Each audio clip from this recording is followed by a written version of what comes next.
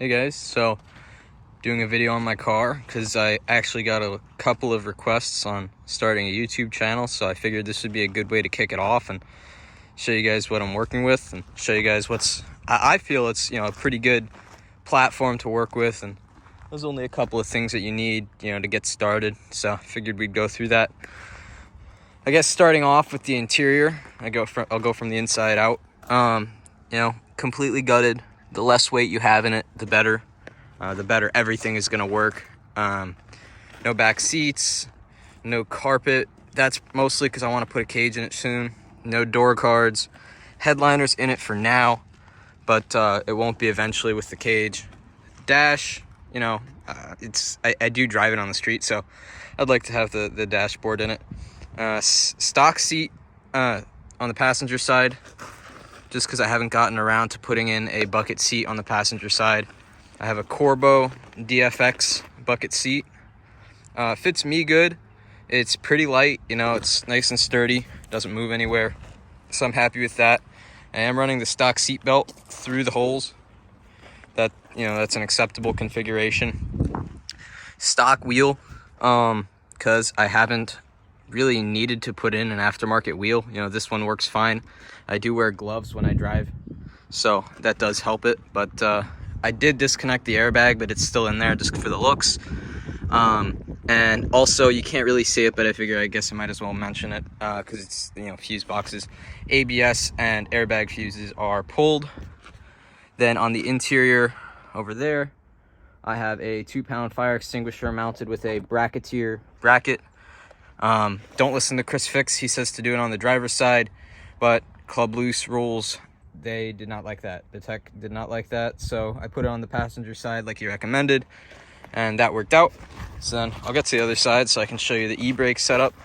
It is Scotty D. I think it's the Edge, I think it's called. Handbrake, then his mount, which only works with a short shifter, but I have a custom welded stock shifter to a short shifter configuration. It works good. Then his lines go all the way back to a T into these aren't his lines that go to the calipers because those stripped, but you can use it just once, one and done, because the aluminum was very weak. So but these steel lines, they're much stronger, so that works out. And I have a Boss flip up head unit, which used to work, but the screen flips up now, but it doesn't display anything, so that kind of sucks. So I want to put a new head unit in it. But yeah, so that's the interior. What next? I guess we'll go to the motor. So let me pop the hood and I'll get back to you guys on that. All right, so I got the hood open for you guys.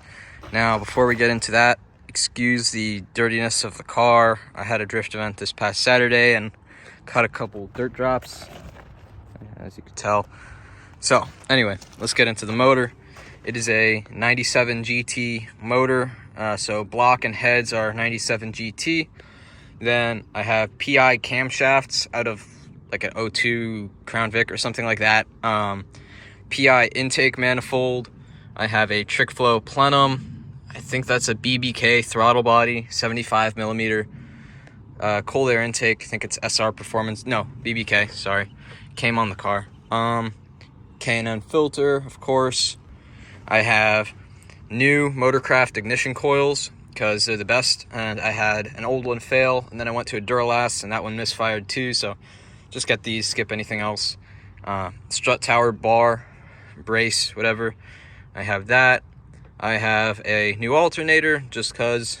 Then you can see I have breathers for the PCV system. Just because this motor has a little bit of blow-by, maybe a little more than normal. It is like 200,000 miles. So I didn't want that going into my intake. I'd rather just splatter all over the valve covers. Then you can't really see it too well, but it has pace setter long tube headers into a pace setter X pipe into, it's an SLP exhaust system, but I actually replaced the mufflers with, what are they? Flow FX. I have the sticker on the other side. I think they're MagnaFlow Flow FX mufflers. So it sounds good. It's not as loud as it was with the SLP loudmouth exhaust, but the grid workers complained about it, so I had to do something. What else? I mean, on the motor, technically, it has a new, to me, low mileage power steering pump. It's tuned, it's dyno tuned. I think it made around 255 wheel or something like that. It's not a lot of power, but you know, plenty to spin the tires. I have a heat shield on the brake master, so you need that to pass tech. And I think that's pretty much it for the motor. I have this strap along with that because the car didn't even come with a battery tie down, so I had to do that all myself. And then you can't see it in here. I don't know, maybe you could see it there, but this past winter I had to patch up the strut towers. That side, the passenger side, was just a patch job. This side I had to completely gut. So like about midway at the strut tower, all of that gone, frame rail gone. I had to patch that up. So I have square tubing as my frame rail, then I have some 16 gauge sheet metal as my strut tower, and that works. You know, I do have the strut tower brace just in case, but no, it's square. We got it on a frame machine. It's all square. It's all strong. So I'm happy with that. I have a 180 degree thermostat. It does help. It cools down better. Because after a run, you know, my temps will spike, but then sitting in grid, it'll cool down. Versus with the 195, I think is stock, it would spike and then it would not come down. So, I mean, it's a little bit better, but I do have a stock radiator and fan, so I need to upgrade that eventually. But, you know, it's okay for now. Transmission is just a stock rebuilt T45 into stock diff, but welded. Nothing fancy there. The clutch is a spec stage 1 clutch, but I do eventually want to upgrade to a stage 3 just because I'm running kind of a big tire. So I want to make sure I can extend the life of the clutch. But, you know, this is handling it fine and it still feels good after, you know, a bunch of clutch kicks. So no issues there. ABS never worked on this car, even though it does have the module. So I didn't put in a delete block or anything. I just pulled the fuse to make sure it doesn't work, but it never has worked. So that's cool. Yeah, so that's pretty much it for the motor. So I guess I'll get back to you. I'll crank the wheel and we'll get into the suspension. All right, so I've got the wheel cranked. This isn't all the angle, but it's close. We'll get into that later. Don't mind my bald tires either. I'm getting new tires for that sometime soon, so yeah, that'll come. Anyway, so for my coilovers, I have custom sprung and custom valved BC BR coilovers. These are 12K in the front, 5K in the back with the appropriate valving to match that. The 5K in the back is stock, but the fronts need more spring because there's no sway bar. All right, so it's got a Scotty D angle kit on it, which is highly modified. In all honesty, for the angle kit, I would not go with this again. The Duncan kit is just, it has a lot more R&D into it. In all honesty, it's got, you know, more drivers testing it. It's a more proven kit with more thought put into it. I hate to say it, but you know, so I could go into that. Maybe I'll make a whole nother video going into why the Duncan kit is better and what specific areas kind of are amiss on this kit. But yeah, so if you're looking for a kit recommendation, just go with the Duncan one. Even though you have to cut your bumper and fenders, I wound up doing that anyway on this kit. Even though you have to, you know, move the rack, get solid rack mounts, move the coil over, cut out or bend out your strut tower, I had to do most and all of that. So just go with the Duncan kit. Anyway, so I wound up spacing my rack out, moving my control arm forward, not for more caster. My caster is minimized at the top, but for more wheelbase, and for better tie rod angles. I'm running the innermost Ackerman position, so that's like the most Ackerman, closest to stock Ackerman. I'm doing that just so I can maximize the angle of the kit, because otherwise it won't, you know, have enough angle because of how the control arm is positioned. You can see I have my lock stop set pretty weak right now. Anyway, Scotty D angle kit, BC coilovers, That's pretty much it for the suspension up front. In the back, we can go into, let's see, kind of hard to see, BC divorced coilovers in the back, 5K rear, which is actually a 2.5K at the tire because it has a 50% motion ratio. BBK control arms, which actually came on the car, lower and upper control arms with poly bushings. It has a 410 gear in it right now, which works great for the track that I drive. And then I have Scotty D dual caliper bracket, which I would wholeheartedly recommend. It is a lot beefier seemingly than the Duncan one.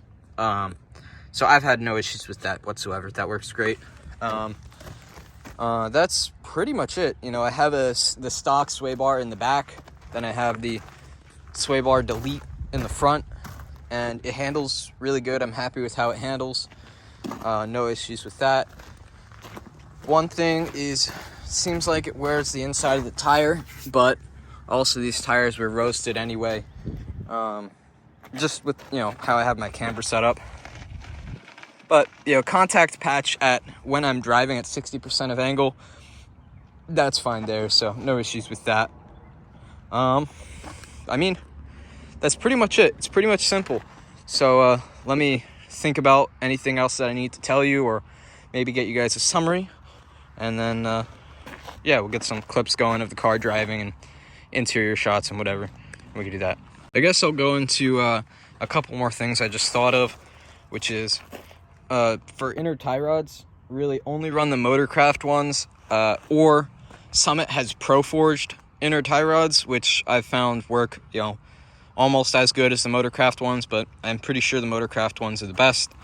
Heim joints on the Scotty D kit, your outer Heim joint, this one right here, that one, it likes to bind just because of the nature of the cars, the geometry. It has a lot of kingpin inclination. So it puts that Heim joint at an awkward angle. And now with the Heim joint that comes in the kit, the angle might even be too much for the Heim joint with the misalignment spacers, causing the Heim joint to bind and wear. But these FK JMX Heim joints that I put in, or rod ends, and the misalignment spacers actually netted me like 5 or 8 degrees more rotation on that rod end, which is no longer binding, so that's smooth there. So if you get this kit, I would recommend the JMX 12T and the 12-10 HB misalignment spacers. So I'd recommend that. I have all FK rod ends in my front suspension, and then we'll go into the tire setup. So for this car, for the weight and everything, and for the rear tire, I have a 200 treadwear 225/45. I find that's about right. I run it at around 40 psi in the front, and then I have my front dampers to about, I think it's like 10 clicks off of full stiff. Then my rear tire, I'm running a 255/40 Accelera Phi. No complaints there. Great tire. It lasts almost all day. I'm gonna try the NT555 Nitto next. That should last me all day, but we'll see about that. I run these at 20 to 25 psi cold, with my rear dampers at almost full soft, just because, you know, if it grips up a little bit, I want to have some leeway to stiffen up the rear end and, you know, make whatever tire work. For my spacers, this is a 17x9 plus 38, I think, with a 2-inch spacer. And here's the fitment.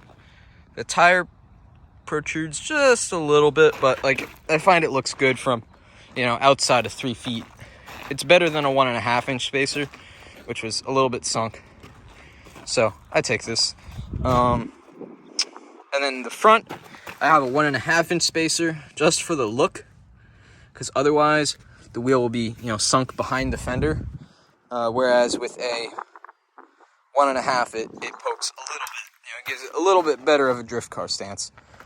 And yeah, you know, that's pretty much it. Oh, one thing worth noting for this motor, is run 7 quarts of oil in it. I run 7 quarts of 5W30 Pennzoil Platinum, and no starvation issues, no nothing like that. You know, just do that and you won't have any issues. But the 5 quarts that the NPI cars recommend, way too little in my opinion, especially if you're getting it hot and thin. More oil is going to absorb the heat better, handle the heat better, as well as when you're drifting and putting G-forces in the pan and everything, you're not going to slosh and starve the pickup or anything like that. So, and these pans, I've read online that they can hold up to 9 quarts, and since I replaced the pan in this car, I did the measurements myself, and you can put, 9 quarts in it, no problem, and it's not going to, what's the word? The crankshaft is not going to hit the oil and slap the oil and froth it up and do that. I forget what the word for that is. Anyway, so would I recommend a SN95 as a drift car? Absolutely. They're fantastic. The front suspension setup, it needs some work to get right, but really it's really close from the beginning. The only trouble is there's really only a couple angle kit manufacturers. You could go FDF, but it's really complicated. And if you don't want to put in the work for Duncan, then you're left with the Scotty D kit. So there's really, generally compared to other cars, there's not a lot of R&D into the suspension for drifting. That's the only trouble. But the cars themselves are not too far off. It's a McPherson front. It's a front rack. It's relatively simple. The rear suspension, I have had zero issues, zero complaints with the solid axle. It handles great. With, aftermarket control arms and poly bushings, it doesn't feel soft or anything like that or weird. So that's good there. The power, the 95 to 98 Mustangs, 96 to 98, I'm off my game. The non-PI, they're kind of weak. So for that, I would recommend a New Edge, in all honesty. Everything else the same, except the looks. I prefer the New Edge looks too, but it's just worth it for the power because these cars are really underpowered. But if you have a car that, I put in the power mods myself, but a couple of them came on the car, so it wasn't too weak from the get-go.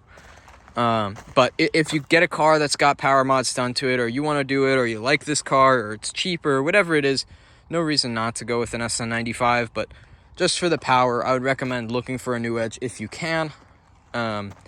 That's really the only difference. And then, so yeah, what do you need? I would recommend learning on stock angle, honestly, do that. Then get an angle kit, but I would recommend coilovers. I would recommend an angle kit, hydro, dual caliper setup, gears, power, of course. Got the interior, put a seat in it because the stock seat sucks. And, that's pretty much it. It's a simple car, but, I have friends at E-Town that are tandeming an A group with Corvettes, and, it's a bone stock 2-valve, his car, not mine. And it keeps up just fine with Corvettes. So it's a good chassis to start with. It's a good chassis in general. It just needs a couple of things. So, yeah. So I'd recommend it. You should get it. Drive up the prices if you can, because in 5 years, when I get tired of it, I want to let go of it for 25 grand. Oh, and one more thing is I have a Detroit Drift steering shaft that goes from the column to the rack, which is modular. It's a really good steering shaft. So I recommend that. But anyway, so yeah, after this, I'll throw in a few clips of the car drifting and me driving it, and you can see what it's like. So I hope this helps, anybody looking for a New Edge. Sorry if it was kind of all over the place. I didn't script this video. I got a bunch of people telling me to start a YouTube channel, so I figured I'd go out and film this for any Mustang enthusiasts that want to get into drifting or something like that, whatever. So, yeah, thanks. If, this helps you out or anything, comment if you have any questions, or if you have any concerns, or if you have any tips on making YouTube videos or whatever. And subscribe if you want to see more of this car, more of me driving it. And, yeah, thanks.